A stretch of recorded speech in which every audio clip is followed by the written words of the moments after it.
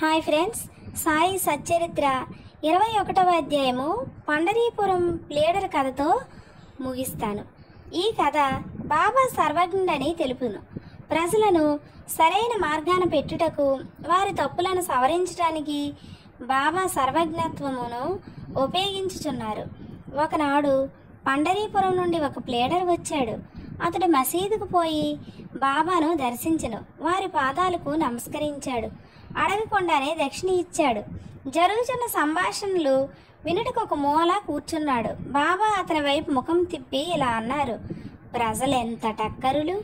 వారు పాదములపై పడెదరు, దక్షిణ ఇచ్చెదరు, కానీ చాటుగా నిందించెదరు. ఇది చిత్రము కాదా? ఆ మాటలు ప్లేడర్కు సూటిగా తగిలాయి. ఎవరికి బాబా మాటల్లోని అంతరార్థము బోధపడలేదు. ప్లేడర్ మాత్రం గ్రహించాడు, కానీ అక్కడ ఏమీ మాట్లాడలేదు. వాడాకపోయిన పిమ్మట ప్లేడరు కాకాసాహెబ్ దీక్షిత్తో ఇలా అన్నారు: బాబా చెప్పిందంతా యథార్థమే. ఆ బాణము నాపై ప్రయోగించారు. అది నా గురించే. నేనెవరిని నిందించకూడదు, తృణీకరించరాదని బోధిస్తున్నారు. పండరీపురము సబ్జడ్జియగు నూల్కర్ తన ఆరోగ్యాభివృద్ధి కొరకు షిరిడీ వచ్చారు. ఇచ్చట్నే మకాం చేశారు. ప్లేడర్ల విశ్రాంతి గదిలో దీని గూర్చి వివాదము జరిగింది.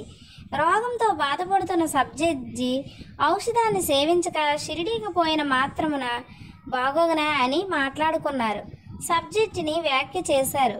సాయిబాబాను నిందించారు. నేను కూడా అందులో కొంత భాగం వహించాను. నేను చేసింది సమంజసం కాదని ఇప్పుడు బాబా నిరూపించారు.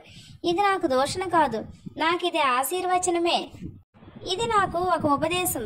నేను ఇక మీదట ఎవరిని దూషించకూడదు, ఎవరిని నిందించకూడదు, ఇతరుల విషయంలో జోక్యం కలుగు చేసుకోరాదు.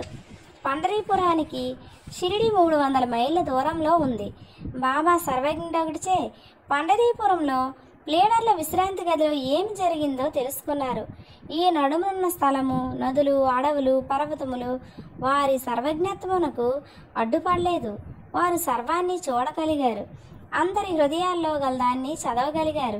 వారికి తెలియని రహస్యమేదీ లేదు. దగ్గరున్నవి, దూరంగా ఉన్నవి, ప్రతి వస్తువు కూడా పగటి కాంతి వలె వారికి తేటతెల్లము. ఎవరైనా దూరంగా గాని దగ్గరగా గాని ఉండనిమ్ము. బాబా సర్వాంతర్యామి అవటం వల్ల వారి దృష్టి నుంచి తప్పించుకోవడానికి వీల్లేదు. దీన్ని బట్టి ప్లేడరు ఒక నీతి నేర్చుకున్నాడు. ఇది ప్లేడర్ గూర్చినదైనప్పటికీ అందరికీ వర్తిస్తుంది. కాబట్టి ఈ నీతిని మనం నెప్తియందు ఉంచుకొని మేలు పొందుదుంగాక.